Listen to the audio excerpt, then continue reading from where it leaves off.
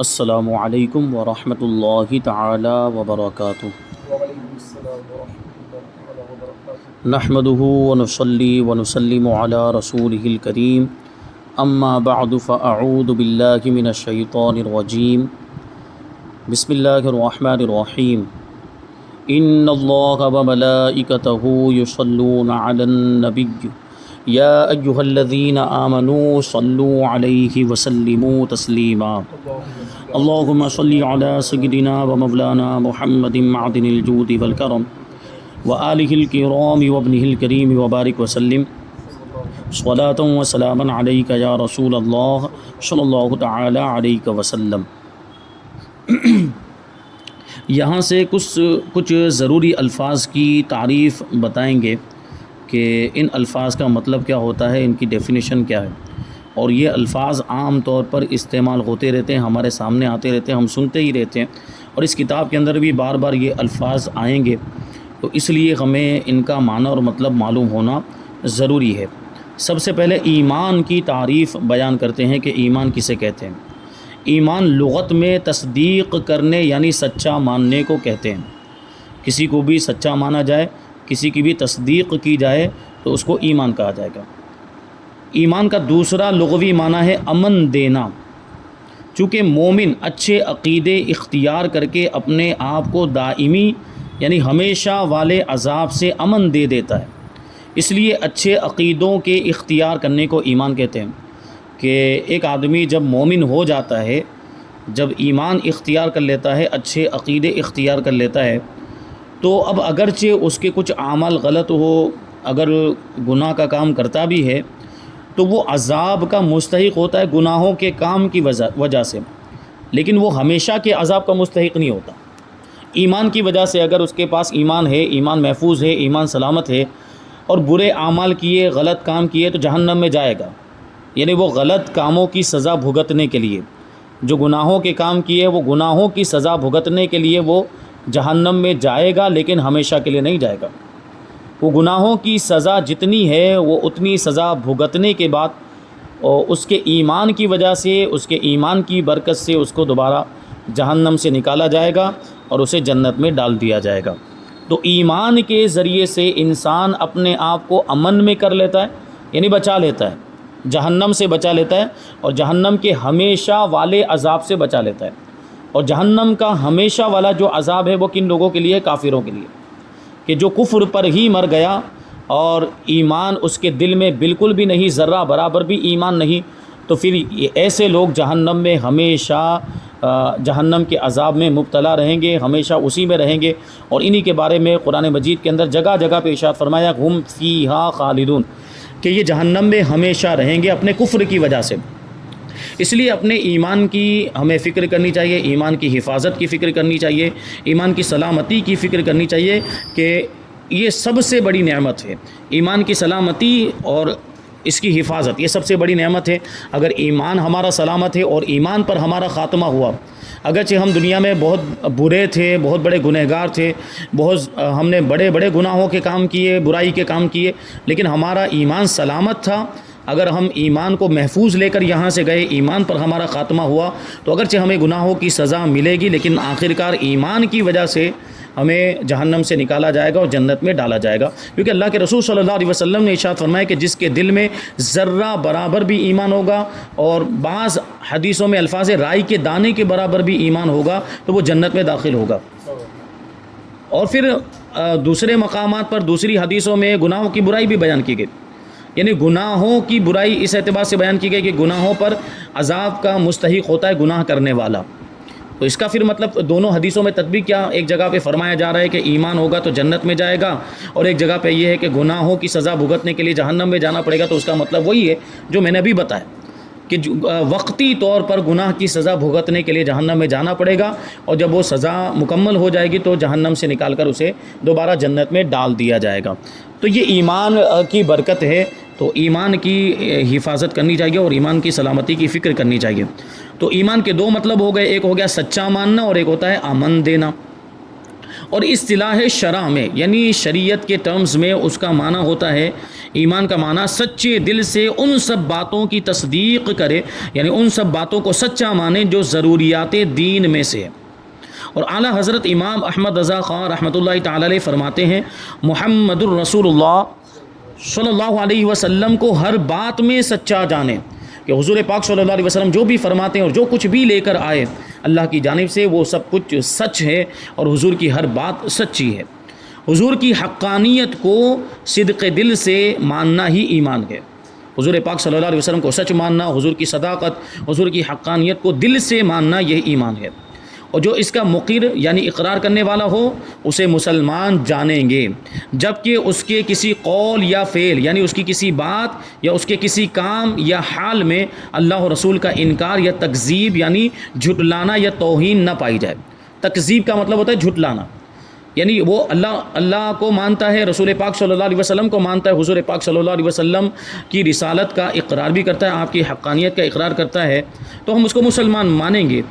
لیکن یہ چیزیں ماننے کے باوجود اگر کوئی کام ایسا کرتا ہے جو ضروریات دین کا انکار اس کو کہا جائے گا، یعنی مثال کے طور پر اللہ کا انکار کر دیتا ہے یا رسول پاک صلی اللہ علیہ وسلم کا انکار کرتا ہے یا ان کو جھٹلاتا ہے یا اللہ اور رسول میں سے کسی کی توہین کرتا ہے یا گستاخی کرتا ہے، تو پھر ہم اسے مومن نہیں مان سکتے، پھر وہ کافر ہے، کیونکہ اللہ کی شان میں توہین یہ کفر ہے، رسول پاک صلی اللہ علیہ وسلم کی شان میں گستاخی یہ کفر ہے۔ اب 1000 مرتبہ لاکھ مرتبہ اپنے مسلمان ہونے کا وہ دعویٰ کرتا رہے، اس کو مسلمان نہیں مانا جائے گا، کیونکہ اللہ اور رسول کی شان میں گستاخی کرنے کی وجہ سے وہ کافر ہو چکا، وہ مومن رہا ہی نہیں، وہ دائرہ اسلام سے باہر ہو چکا ہے۔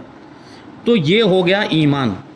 اب اس میں ایک لفظ آیا ضروریات دین، تو اس کا کیا مطلب ہوتا ہے؟ ضروریات دین کا مطلب کیا ہوتا ہے اس کو آگے بتاتے ہیں کہ ضروریات دین اسلام کے وہ احکام ہیں جن کو ہر خاص و عام جانتے ہوں، جیسے اللہ کریم کی وحدانیت یعنی اس کا ایک ہونا، اللہ تعالیٰ کی وحدانیت عز و جل اس کا ایک ہونا، انبیاء اکرام علیہم الصلوۃ والسلام کی نبوت، نماز، روزے، حج، جنت، دوزخ، قیامت میں اٹھایا جانا، حساب و کتاب لینا وغیرہ۔ مثلا یہ عقیدہ رکھنا بھی ضروریات دین میں سے ہے کہ حضور نبی کریم صلی اللہ علیہ وسلم خاتم النبیین ہیں، یعنی آخری نبی ہیں، آپ کی ذات پر نبوت کا سلسلہ ختم ہو گیا، اب آپ کے بعد کوئی نبی نہیں ہو سکتا، یہ عقیدہ بھی ضروریات دین میں سے۔ یعنی اگر کوئی شخص سارے عقیدے درست رکھتا ہے اللہ کے بارے میں، حضور کے بارے میں بھی اور دیگر چیزوں کے بارے میں بھی، اور ساری ضروریات دین کو مانتا ہے، لیکن معاذ اللہ نبی پاک صلی اللہ علیہ وسلم کو آخری نبی نہیں مانتا، حضور پاک صلی اللہ علیہ وسلم کو خاتم النبیین نہیں مانتا ہے، تو وہ کافر ہے۔ یعنی ضروریات دین جتنی بھی ہیں سب کو ماننا ضروری ہے۔ ضروریات دین باقی سب تو مان رہا ہے، لیکن ایک ضرورت دینی کا انکار کر دے رہا ہے، تو ایک ضرورت دینی کا انکار کرنے کی وجہ سے بھی وہ کافر ہو جائے گا۔ حضور اکرم صلی اللہ علیہ وسلم کے بعد کوئی نبی نہیں ہو سکتا، آپ آخری نبی ہیں، یہ عقیدہ رکھنا بھی ضروریات دین میں سے۔ اب ضروریات دین کی تھوڑی اور تفصیل دیکھ لیں، یہاں پر تو کچھ باتیں بیان کر دی گئی، لیکن کچھ باتیں میں اپنی طرف سے بیان کروں۔ ضروریات دین وہ چیزیں ہیں، آسانی کے ساتھ اس کو یوں سمجھیں کہ جن کا دین سے ہونا قطعی طور پر یقینی طور پر ثابت ہو جائے، یعنی وہ دین کا حصہ ہے۔ ضرورت دینی وہ دین کا حصہ ہے، اور اس کے دین کا حصہ ہونے پر کوئی یقینی اور قطعی دلیل ہو۔ اور ہمارے پاس یقینی اور قطعی دلیلیں دو ہیں، ایک ہے قرآن اور ایک ہے حدیث۔ یعنی قرآن پاک کے اندر کسی چیز کے ثبوت پر، یعنی اس کے دین کے ہونے پر، دین سے ہونے پر قرآن کی کوئی آیت آ گئی، جیسے خاتم النبیین، حضور پاک صلی اللہ علیہ وسلم کے خاتم النبیین ہونے کے بارے میں قرآن میں آیت کریمہ کہ ما کان محمد ابا احد من رجالکم ولکن رسول اللہ وخاتم النبیین، کہ یہ محمد صلی اللہ علیہ وسلم تم میں سے کسی کے باپ نہیں ہے، وہ تو اللہ کے رسول اور آخری نبی ہیں۔ دیکھیے قرآن میں فرما دیا گیا آخری نبی، تو اب اس سے بڑی کوئی دلیل ہو سکتی؟ تو یہ قطعی دلیل، تو یہ ہو گیا ضرورت دینی۔ اور اس کے علاوہ بہت سی حدیثوں سے بھی ثابت، حضور پاک صلی اللہ علیہ وسلم نے بھی بہت سی حدیثوں کے اندر ارشاد فرمایا کہ میں آخری نبی ہوں، میرے بعد کوئی نبی نہیں ہوگا، لا نبی بعدی، لا نبی بعدی، بہت سے مقامات پر حضور نے ارشاد فرمایا کہ میرے بعد کوئی نبی نہیں ہو سکتا ہے۔ اچھا، حدیث سے کسی بھی ضرورت دینی کے ثبوت کے لیے ضروری کہ وہ حدیث متواتر ہو، کیونکہ جو حدیث متواتر ہوتی ہے وہ قطعی اور یقینی ہوتی ہے۔ اب حدیث متواتر کا مطلب کیا ہوتا ہے؟ حدیث کی بہت ساری قسمیں ہیں، حدیث متواتر، حدیث مشہور، اور بھی بہت سی نیچے قسمیں آتی ہیں۔ تو حدیث متواتر اس حدیث کو کہا جاتا ہے جس کو اتنے راوی روایت کریں، اتنے لوگ، یعنی اتنی کثیر تعداد میں لوگ روایت کر رہے ہوں کہ عقل جن کا جھوٹ پر متفق ہونا محال سمجھے۔ یعنی اتنی بڑی تعداد ہے اس حدیث کو روایت کرنے والی کہ عقل اس بات کو ناممکن سمجھے کہ اتنے سارے لوگ جھوٹ بول ہی نہیں سکتے.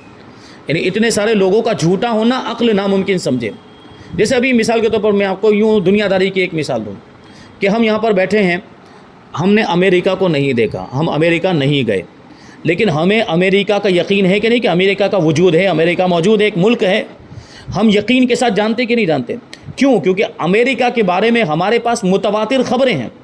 یعنی امریکہ کے بارے میں اتنی کثیر تعداد میں لوگوں نے ہمیں بتایا اور اتنی کثیر تعداد میں لوگوں کے ذریعے ہم تک یہ خبر پہنچی کہ امریکہ موجود ہے, امریکہ ایک ملک ہے, تو ہم یقین کرتے کہ نہیں کرتے؟ اسی طرح وہ حدیث جس کو اتنے سارے لوگوں نے روایت کیا کہ عقل جن کا جھوٹ پر متفق ہونا ناممکن سمجھے, محال سمجھے, اس حدیث کو حدیث متواتر کہا جاتا ہے. تو ایسی حدیث سے اگر کسی بات کا ثبوت ہو رہا ہے کہ وہ دین کا حصہ ہے تو اسے ہم ضرورت دینی کہیں گے اور اس کا شمار ضروریات دین میں ہوگا. حدیث متواتر کا یہ حکم ہے. تو یہ مختصر. اور حدیث مشہور کا مطلب یہ ہوتا ہے کہ کم سے کم 3 لوگ اس کو روایت کریں تو اس کو حدیث مشہور کہا جائے گا. اور اس سے جو ہے کہ یقین کا ثبوت تو نہیں ہوتا لیکن ظن کا ثبوت ہوتا ہے, اس سے واجبات وغیرہ ثابت ہوتے ہیں. تو ضروریات دین کی مختصر وضاحت ہو گئی. اب چونکہ یہاں پہ کفر کی بات بھی آئی تھی کہ ضروریات دین میں سے کسی ایک ضرورت دینی کا اگر کوئی انکار کر دے تو وہ کافر ہو جائے گا. تو کفر کی تعریف بھی بتاتے ہیں. کفر کا لغوی معنی ہے کسی شے کو چھپانا, کسی چیز کو چھپانا. اصطلاح میں کسی ایک ضرورت دینی کے انکار کو بھی کفر کہتے ہیں, اگرچہ باقی تمام ضروریات دین کی تصدیق کرتا ہو. جیسے کہ میں نے ابھی بتایا کہ اللہ کو ایک مانتا ہے, اللہ کے بارے میں جو عقیدہ رکھنا چاہیے وہ عقیدہ بھی رکھتا ہے, فرشتوں کو بھی مانتا ہے, انبیاء کرام کو بھی مانتا ہے, کتابوں کو بھی مانتا ہے, اور یوم آخرت کو بھی مانتا ہے, قیامت میں اٹھائے جانے کو بھی, ساری چیزوں کو مانتا ہے, جنت دوزخ وغیرہ سب کو مانتا ہے. لیکن معاذ اللہ نبی پاک صلی اللہ علیہ وسلم کو آخری نبی نہیں مانتا تو وہ کافر ہو گیا. ایک بھی ضرورت دینی کا انکار اگر کر دے تو وہ کافر ہو جاتا ہے. جیسے کوئی شخص اگر تمام ضروریات دین کو تسلیم کرتا ہو, یعنی تمام ضروریات دین کو مانتا ہو, مگر نماز کی فرضیت کا انکار کر دیتا ہو. ساری چیزیں, باقی ساری چیزیں مان رہا ہے, قرآن و حدیث سے ثابت ہونے والی ساری چیزوں کو مانتا ہے, لیکن نماز کی فرضیت کا انکار کر دیتا ہے, یعنی اس نے یہ کہہ دیا کہ نماز فرض نہیں ہے, تو کافر ہو گیا. یا جو ہے کہ ختم نبوت کا منکر ہو, یعنی نبی کریم صلی اللہ علیہ وسلم کو آخری نبی نہ مانتا ہو, وہ کافر ہے. کہ نماز کو فرض ماننا اور سرکار مدینہ صلی اللہ علیہ وسلم کو آخری نبی ماننا, یہ دونوں باتیں ضروریات دین میں سے ہیں, قرآن و حدیث سے قطعی اور یقینی طور پر ثابت ہیں. اب ایک اور لفظ بہت آتا ہے کفر کے بعد, ہم اس لفظ کو بہت زیادہ سنتے ہیں, وہ ہے شرک. تو اس کو بھی جاننا بہت ضروری, کیونکہ اس شرک کا غلط مطلب بتا کر لوگوں کو گمراہ کرنے کی کوشش کی جاتی ہے اور بہکانے کی کوشش کی جاتی ہے. تو اس کا صحیح مطلب اگر ہمیں معلوم ہوگا کہ شرک کہتے کسے ہیں تو یہ بات ہمارے ذہن میں رہے گی, تو ہم کسی کو جواب دے سکتے ہیں. شرک کی تعریف: اللہ کریم کے سوا کسی کو واجب الوجود یا مستحق عبادت, یعنی کسی کو عبادت کے لائق جاننا, یعنی الوہیت میں, معبود ہونے میں دوسرے کو شریک کرنا, اور یہ کفر کی سب سے بدترین قسم ہے. کیا مطلب ہوا؟ اللہ کے سوا کسی کو واجب الوجود ماننا. تو واجب الوجود کا مطلب کیا ہوتا ہے؟ سب سے پہلے تو یہ جانیں, واجب الوجود یعنی جس کا وجود واجب ہے, اور جس کا وجود واجب ہے اس کا مطلب کیا ہوتا ہے؟ یعنی جو ہمیشہ سے ہے اور ہمیشہ رہے گا, اور وہ ایک ہی ذات ہے, وہ اللہ تبارک و تعالیٰ کی ذات ہے. اللہ تبارک و تعالیٰ ہمیشہ سے ہے اور ہمیشہ رہے گا, اس کی کوئی ابتدا نہیں, اس کی کوئی انتہا نہیں. انسان کی مخلوقات کی کوئی ابتدا ہوتی ہے, کوئی انتہا ہوتی ہے. انسان پہلے معدوم تھا, پھر اس کا وجود ہوا, پھر وہ موجود ہوا, اللہ تبارک و تعالیٰ نے اس کو وجود بخشا, تو وہاں اس کی ابتدا ہوئی. پھر ایک وقت ایسا آئے گا کہ انسان ختم ہو جائے گا, تو وہاں اس کی انتہا ہو جائے گی. اور انسان ہمیشہ سے نہیں ہے اور ہمیشہ رہنے والا بھی نہیں. اسی طرح ساری مخلوقات کا معاملہ, اللہ کے سوا جتنی بھی چیزیں ہیں وہ سب ممکن ہیں, یعنی وہ پہلے نہیں تھی, بعد میں وجود میں آئی, اور ایک وقت ایسا آئے گا کہ وہ ختم ہو جائیں گے. اللہ تبارک و تعالیٰ کی ذات ہی واجب الوجود ہے, وہ ہمیشہ سے ہے, ہمیشہ رہے گا, اور وہی مستحق عبادت ہے, وہی عبادت کے لائق ہے, وہی خدا ہے, وہی معبود ہے, وہی الہ ہے, وہی اللہ ہے, اور اس کے سوا کوئی بھی عبادت کے لائق نہیں. تو کسی اور کو, یعنی اللہ کے علاوہ کسی اور کو, یعنی مخلوقات میں سے کسی کو واجب الوجود مان لینا یا کسی اور کو مستحق عبادت مان لینا, عبادت کے لائق سمجھ لینا, یہ ہو گیا شرک. یہ شرک کی بنیادی تعریف. معبود ہونے میں کسی کو اللہ تعالیٰ کا شریک کر لینا, یہ کفر کی سب سے بدترین قسم ہے اور سب سے بری قسم ہے. اس کے سوا کوئی بات کیسی ہی شدید کفر ہو, حقیقتاً شرک نہیں. شرک کی یہی تعریف ہے. اب اس کے علاوہ کوئی بھی کفر کرتا رہے آدمی وہ شرک نہیں ہوگا, اس کو کفر کہا جائے گا. شرک یہی ہوگا, یعنی کسی کو واجب الوجود مانے یا عبادت کے لائق سمجھے, یہ ہوا شرک. اب یہاں پہ ولی کی تعریف بیان کریں گے کہ ولی کسے کہتے ہیں. ہم یہ لفظ بھی بار بار سنتے رہتے ہیں. ولی کا عام طور پر مطلب بتا دیا جاتا ہے اللہ کا دوست, کیونکہ وہ عبادتوں کے ذریعے سے, نوافل کے ذریعے سے, جیسے ولایت بھی اور نبوت بھی یہ اللہ تبارک و تعالیٰ کا عطیہ ہے. یعنی ولایت بھی اللہ تبارک و تعالیٰ جس کو چاہتا ہے عطا فرماتا ہے, نبوت بھی اللہ تبارک و تعالیٰ جس کو چاہتا ہے عطا فرماتا ہے. یعنی اللہ تبارک و تعالیٰ نے اس مرتبے کے لیے اپنے خاص بندوں کو چن لیا, انبیاء کرام کو چن لیا ہے. اور نبوت اور ولایت دونوں کا معاملہ ایسا ہے کہ یہ دونوں چیزیں کسبی نہیں ہیں. کسبی نہیں ہے کا کیا مطلب ہوا, یعنی ان کو کمایا نہیں جا سکتا. کوئی عمل کر کے, ابھی کوئی سوچ لے کہ میں 1000 رکعت پڑھوں تو ولی بن جاؤں گا, ایسا نہیں ہو سکتا. ورنہ تو یہ گستاخ ہمارے مخالفین وہابی یہ بھی تو کتنی عبادتیں کرتے ہیں, لیکن ان میں سے کوئی بھی نبی نہیں, کوئی بھی ولی نہیں ہو سکتا. اور نبی تو ویسے بھی نہیں ہو سکتا, نبی تو نبوت کا تو سلسلہ ہی ختم ہو گیا. ولایت کی اگر بات کریں تو اپنے اعمال کے ذریعے سے یہ منصب حاصل نہیں کیا جا سکتا. یہ اللہ تبارک و تعالیٰ کا خاص عطیہ ہوتا ہے. اللہ تبارک و تعالیٰ جسے چاہتا ہے عطا فرماتا ہے. تو ولی کو دوست اس لیے کہا جاتا ہے کہ ولی جو ہے کہ اللہ تعالیٰ اس کو یہ مرتبہ عطا تو فرماتا ہے, لیکن پھر نوافل اور عبادت اور کثرت کے ساتھ درود شریف پڑھنا, ذکر و اذکار کرنا, یہ ساری چیزیں جو ہوتی ہیں, اور رات میں جاگنا اور اللہ تبارک و تعالیٰ کی عبادت کرنا, ان کے ذریعے سے وہ اللہ تعالیٰ کا قرب حاصل کر لیتا ہے اور وہ اللہ کا قریبی ہو جاتا ہے. اور ہم دنیا داری کے اعتبار سے اپنے قریبی کو ہم دوست کہہ دیتے ہیں, اس لیے ولی کو بھی ہم اللہ کا دوست کہہ دیتے ہیں. حضرت سیدنا علامہ سعد الدین مسعود بن عمر تفتازانی رحمۃ اللہ تعالی علیہ فرماتے ہیں ولی اس شخص کو کہتے ہیں جو ممکنہ حد تک اللہ اور اس کی صفات کا عارف ہو, یعنی جہاں تک ممکن ہو انسان کی قدرت میں ہو, کیونکہ اللہ تعالیٰ کی پوری معرفت حاصل کرنا یعنی اللہ تعالیٰ کی حقیقت کو جان لینا یہ کسی بھی انسان کی طاقت میں نہیں. تو ممکنہ حد تک یعنی جو انسان سے ہو سکتا ہو وہاں تک وہ اللہ کی معرفت رکھتا ہو اور اللہ کی صفات کا جاننے والا ہو. اللہ کی صفات جیسے رحمان, رحیم, قیوم, یہ ساری صفات کی وہ معرفت رکھتا ہو اور یہ اس نے معرفت کے منازل کو طے کیا ہو. اس طرح کہ اللہ کی ہمیشہ عبادت کرتا ہو اور ہر قسم کے گناہوں سے اجتناب کرتا ہو, یعنی ہر قسم کے گناہوں سے بچتا ہو. جو بھی گناہ کرتا ہو اب وہ ولایت کا دعویٰ کرے تو اس کو ولی نہیں مانا جا سکتا, کیونکہ ولی گنہگار نہیں ہوتا, عام طور پر گناہوں سے بچتا ہے. اور ولی جب اس مرتبے پر پہنچ جاتا ہے تو اللہ تبارک و تعالیٰ اسے گناہوں سے محفوظ رکھتا ہے. وہ گناہوں سے معصوم تو نہیں ہوتا, یعنی اس سے گناہ ہونا محال یا ناممکن تو نہیں ہے, لیکن وہ گناہ سے محفوظ رہتا ہے. اللہ تعالیٰ اسے گناہوں سے بچاتا ہے. تو اگر کوئی کھلم کھلا گناہ کر رہا ہے اور ولایت کا دعویٰ کرے یا لوگ اس کو ولی مان رہے ہیں, وہ حقیقت میں ولی نہیں ہے. لذات اور شہوات میں انہماک اور استغراق سے بچتا ہو, یعنی نفسانی خواہشات وغیرہ سے وہ بچتا ہو اور ان میں انہماک سے بچتا ہو, یعنی ان میں ڈوب جانے سے, مستغرق ہونے سے بچتا ہو. کیونکہ یہ ساری چیزیں اللہ سے غافل کرنے والی, جیسے کھانے کی بہت زیادہ خواہش, قسم قسم کے کھانے کھانا اور طرح طرح دسترخوان کو سجانا مختلف قسم کے کھانوں سے, تو یہ اللہ کے ولیوں کی شان نہیں ہوتی کہ یہ ساری چیزیں اللہ کے ذکر سے غافل کرنے والی ہوتی ہیں اور عبادتوں سے غافل کرنے والی ہوتی ہیں. امام فخر الدین ابو عبداللہ محمد بن عمر رازی رحمۃ اللہ تعالی علیہ ولی کی تعریف بیان کرتے ہوئے ارشاد فرماتے کہ ولی وہ ہے جو اعتقاد صحیح مبنی بر دلیل رکھتا ہو, یہ بھی بنیادی چیز ہے, صحیح عقیدہ رکھتا ہو اور ایسا صحیح عقیدہ رکھتا ہو جس کی اس کے پاس دلیل بھی ہو. ولی کا مطلب یہ ہوا, اس کا مطلب کیا ہوا, دلیل کے لیے عالم ہونا ضروری. یہ بات سمجھ میں آئی کہ نہیں؟ دلیل کس کو معلوم ہوگی؟ جو علم رکھتا ہوگا, جس کے پاس علم ہوگا, جو عالم ہوگا, اسی کے پاس دلیل ہوگی. تو اس کا عقیدہ صحیح عقیدہ بھی اور اس عقیدے کی اس کے پاس دلیل بھی ہے قرآن و حدیث سے, اور وہ قرآن و حدیث کا عالم ہوگا تبھی تو اس بات کو جانے گا اور اس کے پاس دلیل ہوگی. اسی لیے کہا جاتا ہے کہ کوئی بھی غیر عالم کبھی اللہ کا ولی نہیں ہو سکتا, وہی اللہ کا ولی ہو سکتا ہے جو عالم ہو. یا تو پھر وہ ظاہری طور پر مدرسوں میں دارالعلوم میں جا کر علم حاصل کرتا ہے, یا پھر اللہ تبارک و تعالیٰ اس کو اپنی بارگاہ سے علم لدنی عطا فرماتا ہے. اور یہ عام قاعدہ ہے کہ کوئی بھی غیر عالم اللہ کا ولی نہیں ہو سکتا. تو جو اعتقاد صحیح مبنی بدلیل رکھتا ہو اور اعمال صالحہ شریعت کے مطابق بجا لاتا ہو, یعنی اگر کھلم کھلا شریعت کی مخالفت کرتا ہے, برے کام کرتا ہے, تو وہ اللہ کا ولی نہیں ہے. مزید فرماتے ہیں جب بندہ اللہ کا قرب خاص پا لیتا ہے اور اس کی معرفت میں مستغرق ہو جاتا ہے, یعنی اس کی پہچان حاصل کرنے میں ڈوب جاتا ہے, تو اس وقت اس کے دل میں ذات باری تعالیٰ کے سوا کسی کا خیال تک نہیں گزرتا.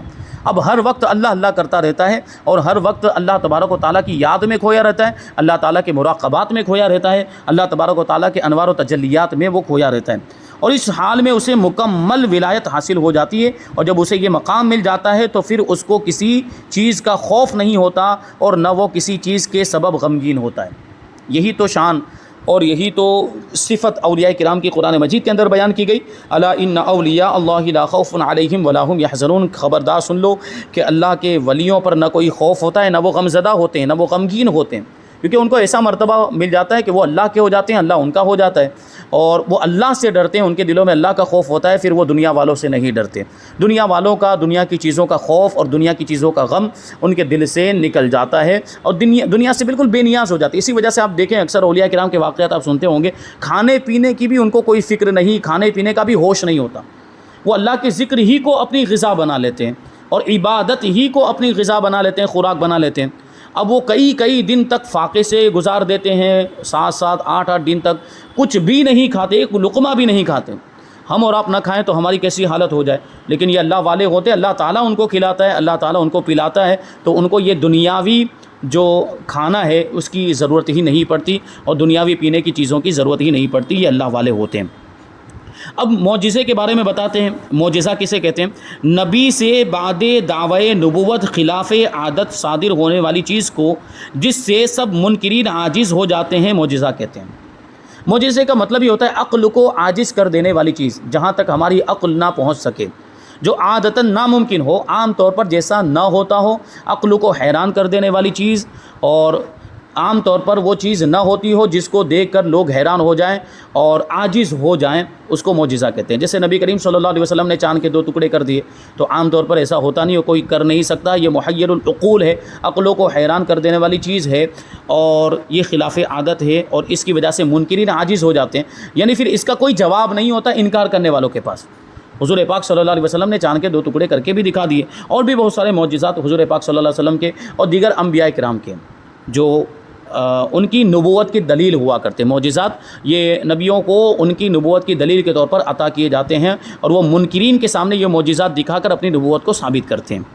تو جن کی قسمت میں ہدایت ہوتی ہے وہ معجزہ دیکھ کر مان لیتے ہیں، ایمان لے آتے ہیں، اور جن کی قسمت میں کفر لکھ دیا گیا ہوتا ہے وہ ہزاروں معجزات دیکھ لیں لیکن پھر بھی وہ مانتے نہیں۔ جیسے ابو جہل، ابو لہب، عتبہ، شیبہ وغیرہ، انہوں نے کتنے معجزات دیکھے، رسول پاک صلی اللہ علیہ وسلم کے کتنے معجزات دیکھے، لیکن اس کے باوجود نہیں مانا، کیونکہ وہ سرکشی کی وجہ سے اور عناد کی وجہ سے اور نبی پاک صلی اللہ علیہ وسلم کا بار بار انکار کرنے کی وجہ سے ان کی قسمت میں کفر لکھ دیا گیا۔ اب ہدایت ہے ہی نہیں، تو کتنی بھی دلیلیں دے دی جائے وہ ماننے والے نہیں ہیں۔ اب فرماتے ہیں ارہاس کسے کہتے ہیں؟